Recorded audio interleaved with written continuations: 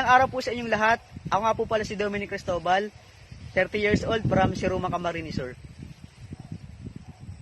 Isa ako sa milyong-milyong nag-audition sa PBB tuwing may pa-audition sila.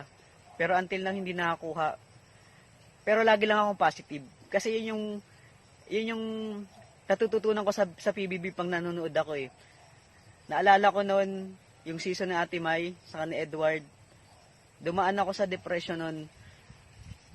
PBB po ang isa sa nakapagpabago ng mindset ko sa buhay. Kaya ako laging nalaban. Isa yung PBB sa pinagugutan ko ng lakas. Kaya ngayon, porsigido po ako na mag-audition ulit sa PBB. Paano ako magiging isang interesting na housemate ni Kuya? Sa pamamagitan po ng pag-share ko ng mga karanasan ko sa buhay, yung pakikisalamuha ko sa mga magiging housemate.